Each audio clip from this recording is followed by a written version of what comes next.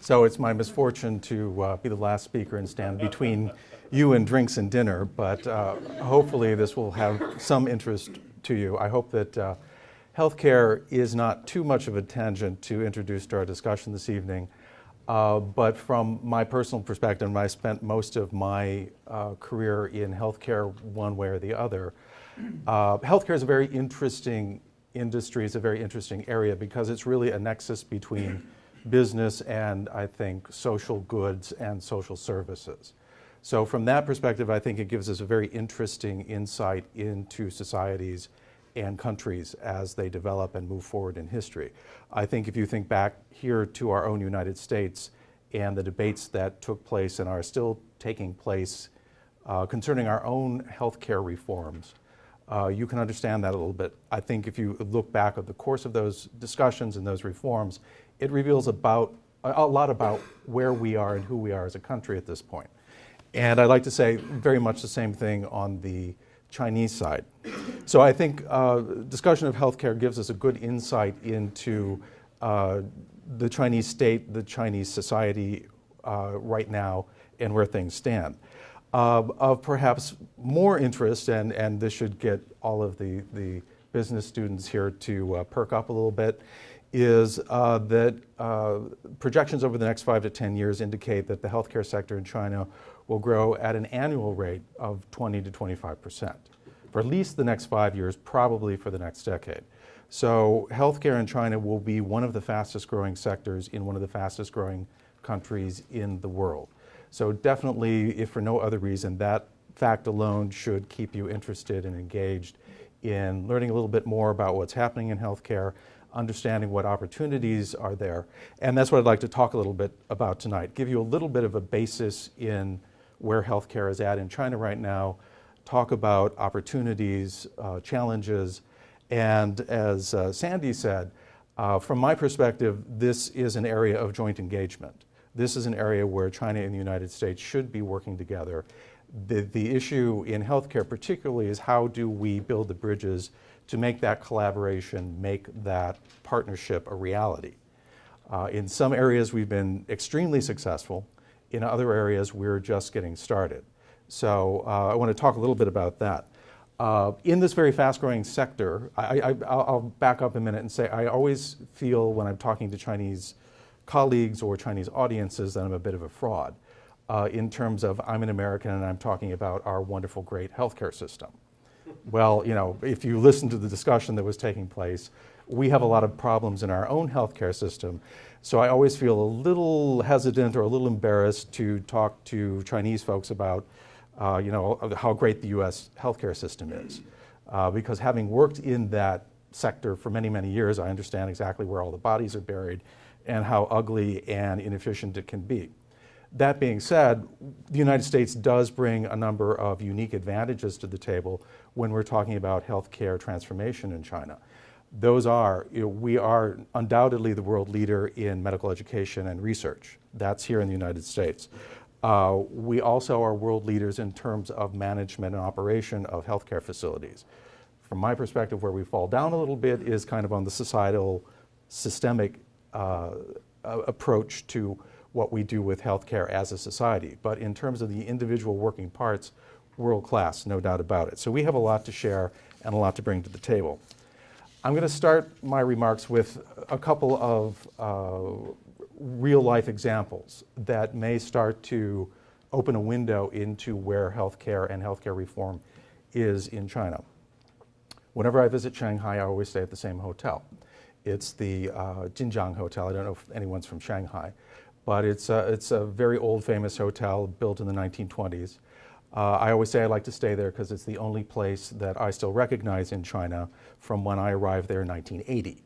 So the hotel, including most of the plumbing and most of the staff, has not changed in 35 years. So I really like it. But within a 2-block radius of that hotel, there are 2 hospitals. And this is a tale of 2 hospitals.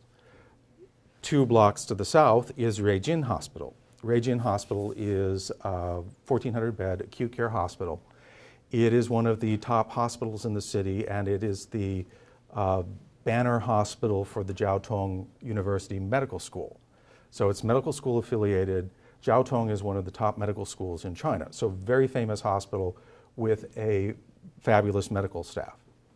You go to Ruijin Hospital on any given day during business hours, and it looks like O'Hare Airport during the holidays. Huge lobby, hundreds of people coming in, going out. You can look on the outside of the building, and on the outside of the building are posted all of the medical staff and their academic appointments and how famous they are and who they are. And from an American perspective, we never see hospitals that busy, that crowded. Very interesting. Part of that is driven by the fact that these hospitals do huge outpatient business. All of Chinese healthcare is basically centered on, the delivery is centered on hospitals. So if you look at the statistics for a hospital like Ruijin, you will see 2 million, 2.5 million, 3 million outpatient visits. And the first time I saw those numbers, I thought somebody's misplaced a decimal point. But that's the reality of these hospitals. So that's Ruijin. It's kind of a flagship hospital, best of breed, top of the market. You go 2 blocks to the west of my hotel, and you will go to Xuhui District Central Hospital, 900-bed hospital. You walk into the lobby of that hospital, and it is empty. I mean, it is completely devoid of life. There is not even a receptionist at a desk. There's a sign in the lobby that says, for radiology, please go to the 7th floor. For drugs, please go to the 6th floor. Now, in the United States, this kind of situation would be completely unheard of. Yes, we have great academic medical centers, but if you go down the block, a couple blocks to the local hospital, it'll also be quite busy. So what is the discrepancy? What is the difference here? The difference is that one of the big challenges for the Chinese healthcare system is a huge crisis of quality and safety and basically patient confidence. So the reason that Ruijin Hospital is so packed is that Jiaotong University and Ruijin Hospital are brand names that everyone recognizes as the top. So we can feel comfortable going there. We know this is the best that Shanghai has to offer. You go down the block, 2 blocks in the other direction, you go to the local community hospital, what we would call a community hospital, and the majority of Chinese consumers say, it's up for grabs. I don't know what's under the hood there. The medical staff is clearly not from the university, so that collection of doctors and nurses I don't know anything about. Yes, the hospital is clearly licensed and open for business, but that's no guarantee of real quality. That just means that the city opens the doors every morning and it accepts whatever patients walk in the door. So there's this huge discrepancy and lack of confidence in the system. And that's one of the major issues in the Chinese healthcare system today, is that lack of confidence, that lack of safety and quality. A second fact that I will let you know about is in 2010, and the two are not entirely disconnected. In 2010, there were 17,000 reported cases of violence against doctors and nurses in the hospital in China. 17,000. Last year, it got so bad that the Ministry of Health and the Ministry of Public Safety had to issue a joint communique about security in hospitals. This was after several high-profile cases of doctors being murdered in the hospital. Irate families, distraught relatives coming to the hospital and really abusing the staff. Again, there's this discrepancy and this lack of confidence in, first of all, the quality of the hospital, the quality of care, but secondarily, of any kind of legal system that would help the patients or their families really address medical errors and mistakes that were made and real injuries that took place. So that starts to give you a little bit of a feel of why reform needs to take place. The system is in a certain degree of crisis. A couple of other things you need to know about the system is that just about 50%, a little more than 50% of revenue in the healthcare system is out of pocket. It's not paid by insurance, it's not paid by the state, it's people paying themselves. So you can understand when people start to see medical errors, it makes a difference if the insurance company is picking up the tab or you and your family are paying that out of your own pocket. If you're going to the hospital and there's a medical error and, by the way, you paid $100,000 to get into that hospital and pay for the treatment, that starts to affect your judgment about how you're going to deal with this mistake. And a nice apology from the administrator or the doctor isn't going to do it for you. Part of the dynamic that's changing in China right now is the development of that middle class. We've got 300 million going on to 400 million middle class Chinese in urban areas. Those folks want to have a middle class standard of living. And that includes, as a very high priority, high quality medical care. And as we've started to talk about a little bit, that isn't always happening. So this whole process of healthcare reform that's taking place in China has become a priority for the party and the state for those reasons. It's one of the things that keeps people in Beijing awake at night, knowing that there are 300-400 middle-class people who are not very happy. Yes, they're unhappy about drug safety and food safety and the really bad pollution and the lack of a really good legal system, but one of the high priorities is that healthcare. So the good thing for businesses like mine is that the state and the party have made this a priority. What are we trying to do in this healthcare system? If you have to understand the process of transition that has taken place here. The healthcare system started after liberation or the revolution, depending on whether you're from Taiwan or the mainland, in 1949, when the state basically took over all of the assets of the healthcare system and everything became state-owned, state-run. That pretty much obtained up until, let's say, the late 70s, early 80s, when market reform started to take place. And what that meant was a couple of things. In the countryside, it meant the dissolution of the old agricultural communes. Those communes had been the basic source of health care in the countryside. So those communes disappeared, and responsibility for health care fell on the county governments, which were basically unprepared to provide any significant health care. So from the early 80s come forward to the present day, basically there was a collapse of the healthcare, the basic healthcare system in rural areas in China. Similar process took place in cities, where traditionally your work unit or the company that you work for provided health care either directly or through insurance schemes or payment schemes with the state-owned hospital system. Obviously in urban areas those hospitals didn't shut down, but the state subsidies, the state payments started to disappear, and people began to have to pay for services themselves. At the same time, hospitals started having to charge for the services that they were providing. So what's happening now is we need to provide some sort of level of social security, of healthcare services in Chinese society, and we need to do that by doing a number of different things. First of all is to upgrade the clinical skills for doctors and nurses. You've got 2 million doctors in China. It would be probably generous to say 500 to 600,000 of those could be described as MDs, having an MD degree. What is termed doctor in China encompasses everything basically from somebody with a little more than a high school education all the way up to someone who has an 8-year degree from a medical school, and everything in between. So in the course of this reform, we have to bring along these 1.5 million clinicians who are not well trained, who are not well educated. We can't just cut them all loose and say, okay, only people with an 8-year MD can now be doctors and can practice, because that cuts out 3/4 of the service providers. So we're in this transitional phase where we're trying to provide additional education for doctors and nurses. At the same time, we're upgrading the educational standards and requirements for existing medical schools and nursing schools.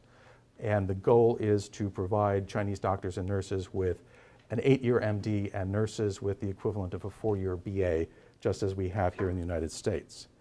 As I mentioned before, all care, essentially all health care, is provided in a hospital setting.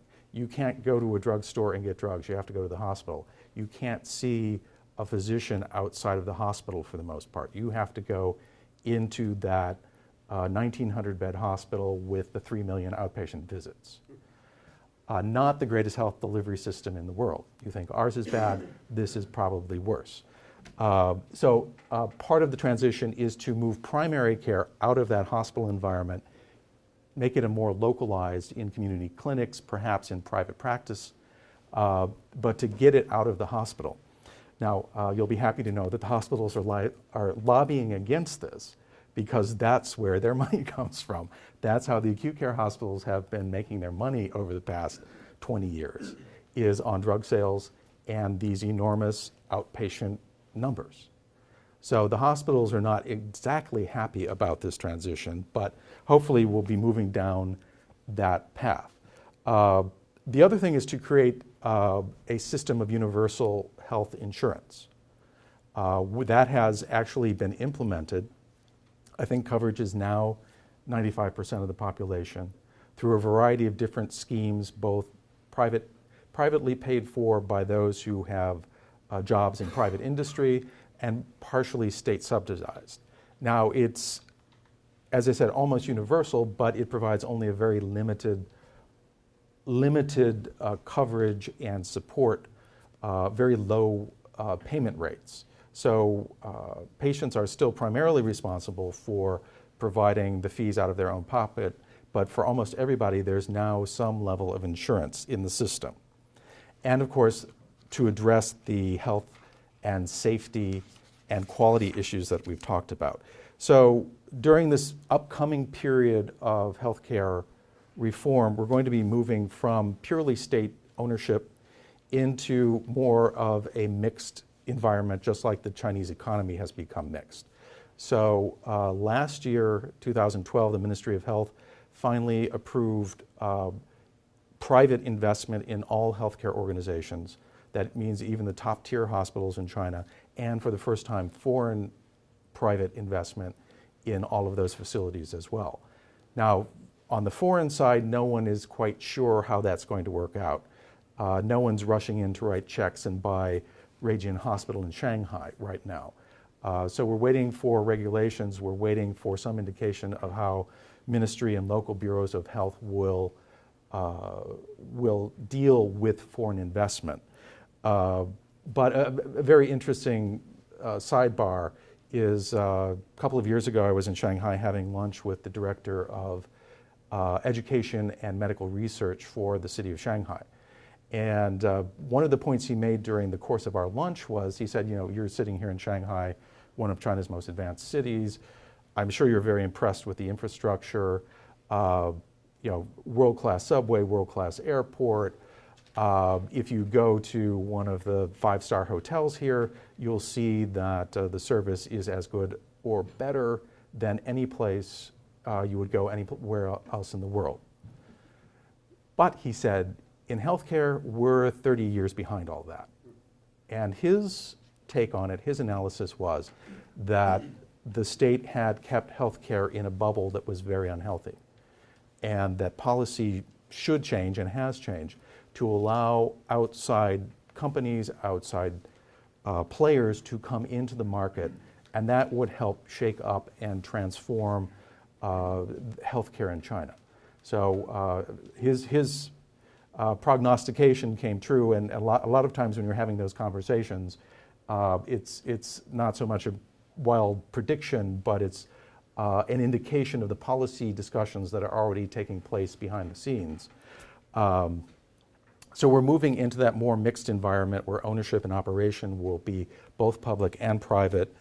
We're moving from that acute care hospital, community services. We've already started to go down the path from complete state support of healthcare delivery to a more mixed universal coverage, but revenue that comes from both the state sector and the private sector. And then from an operational perspective, even though ownership of the vast majority of the healthcare assets remains with the state, it's moving toward a system more like where we have here in the United States, where the state is more and more withdrawing from actual day-to-day operation of healthcare facilities and going more to a regulatory role. So, this hospital is not a good hospital just because Ministry of Health runs it, but we have a system of regulations and regulatory oversight that ensures the quality and safety of the hospital. So we're starting to move in that direction. Again, something a little bit more like what we experience here in the United States. Now, in the course of this transition, we have a number of challenges. We've talked about some of them already. One of them is endemic corruption in the healthcare system. Doctors get paid off by everybody. Hospital salaries are low, so patients pay off doctors, drug companies pay off doctors. One of the big transformations that's taking place right now is reforming how drug companies and physicians interact. That has been a very, very dark hole. And granted, here in the United States, that has not and is not always a very pretty picture. But the Chinese, as we are trying to address those issues. And if I have to translate one more clause in a contract about anti-corruption, I'm going to scream because I'll do it. Well, thank you. That's very kind of you. Again, you can see that reliable, high-quality resources are very, very scarce, and you have huge numbers of consumers and patients that are chasing those. We're also coming up on kind of a demographic time bomb here. Two of them, really. One is the aging of the population. By 2020, there'll be 180 million plus Chinese citizens over the age of 65. That's a good chunk of the population. At the same time, those 300, 400 middle-class folks are living Western-style middle-class lifestyles. So we're starting to get all of the wonderful middle-class Western diseases that go with that. Heart disease, diabetes, cancers, all of that good stuff are increasingly becoming common in that middle-class demographic. And those chronic diseases have to be managed and changed somehow. So what has to change? What has to happen here? Obviously, there has to be a huge upgrade in training and education. My company is jumping in. I'm not sure we were invited, but we're jumping in. And in the second quarter of this year, we will be launching 2 educational series for Chinese doctors. It's web-based learning. Our educational partner is Johns Hopkins, and I'm happy to say that the first 2 series are being sponsored by Pfizer and by Novo Nordisk, respectively. So we're very excited about that. That's the culmination of about 6 years of work, laying the groundwork and building relationships and trying to figure out what that market is about.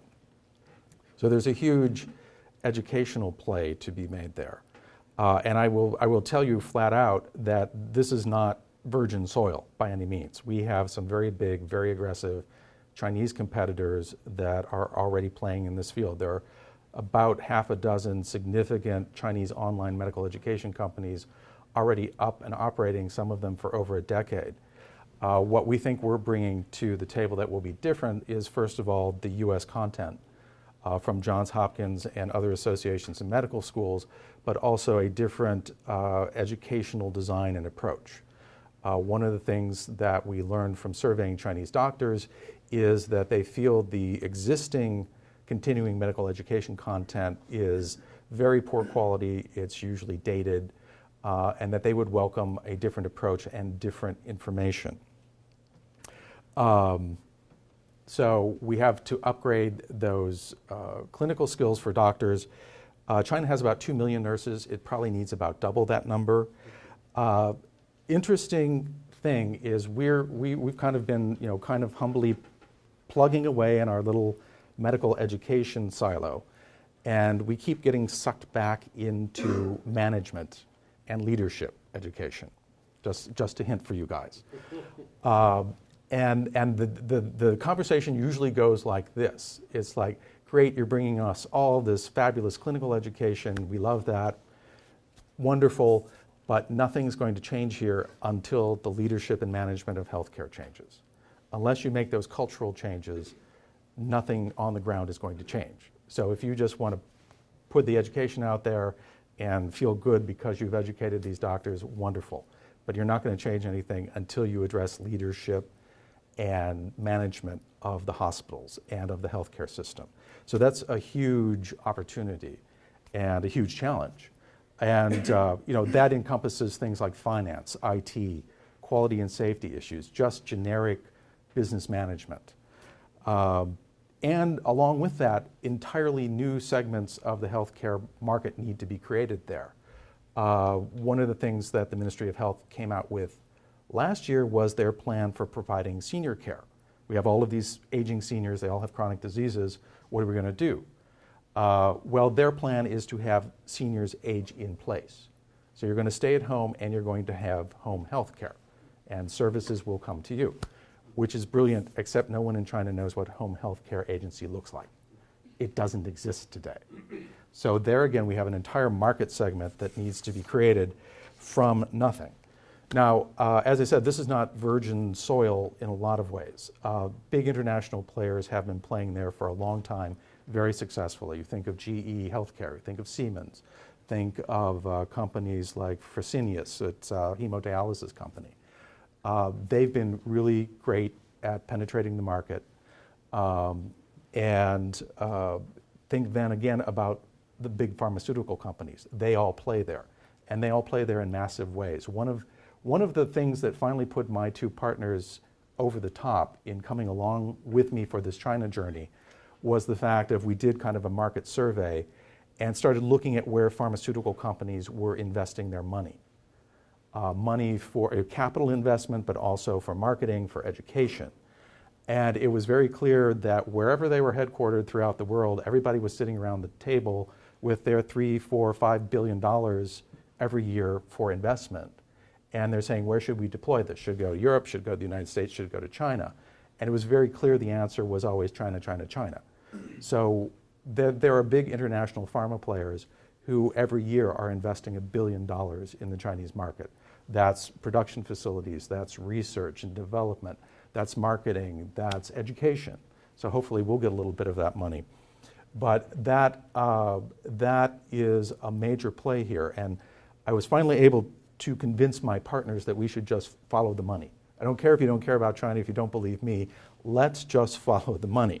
And so far that's worked out. We've got a couple of sponsors out of the box, and we'll see if the checks cash. The first one has, we're still waiting for the second one. And so those kind of players have been there, but those kind of players are selling stuff. And I think I see that as kind of the first stage, the first wave. We're selling high-tech radiology and diagnostic equipment. We're selling the latest drugs and therapies. So that's kind of an easy gig. What I suggest to you is that we're now moving on to the second stage. And again, I take my Chinese interlocutors very much to heart when they say, unless you're going to change the system in some fundamental way, you're just nibbling around the outside. If you want to make a real impact here, you have to look at leadership, education, training, and so on. So I'm happy to say that in our business, we've decided to take a look at education very seriously, and we'll be launching a couple of products, as I said, in the second quarter. That being said, I think there are other opportunities for other types of organizations. One of my favorite stories is Aramark. Aramark here in the United States, you may know, provides what we would call ancillary services to hospitals, to dietary services, so catering services, laundry services, janitorial services. They've made a very nice penetration into the Chinese market. And I sat down with Kathy Black last summer. Kathy is the Senior VP for Business Development internationally for clinical services. And it's like, well, Kathy, tell us a little bit about your pitch in China, because here in the United States is high quality, very efficient, really cheap. We can do this for less than you can. And she said, well, David, to tell you the truth, in China, we're always the expensive option. So why would anyone choose you? There are other Chinese competitors, there are other options. She said, because they that the smart, far-thinking CEOs want to learn about our processes. They want to learn about our business approach. They want to learn our quality systems. So they're becoming partners with us, in part because we will do all those. We'll be very efficient. We'll provide high quality. But they also want to learn from us. And I think those are the kind of value-add partnerships that going forward, American players should be looking at in the Chinese market. As Sandy said, Chinese don't generally love to pay consulting fees. But they are open to strategic partnerships. They are open to strategic investments. They are open to education. So I think there are a number of ways that if we can be creative, that we can play together, that we can leverage the resources and the experience that we have in the United States in that market and make a success, and also transform, help with the transformation of Chinese healthcare. I know I'm over time, but I'll just finish up. You know, in healthcare, it's always no margin, no mission. But the flip side is true, no mission, no margin. And when I'm talking to healthcare people, I always have to talk about the mission. Because, you know, they want to make money and that's cool, but what is the mission, David? And I say, as healthcare professionals, you will never have another chance in your life to make a bigger impact on a larger number of people than if you become involved in healthcare in China. This is going to be a transformational process, and it has the potential to transform the lives of literally hundreds of millions of people. So I'll just close by saying it's a very exciting time in this field. It's very interesting. For those of you who are interested in the business of all of this, it's going to be a fascinating ride over the next decade. And when I come back in 2 more years, I will either be a strategic genius or I will be serving wine out at the bar for your pleasure. So thank you very much for the invitation. It was a great pleasure to be here.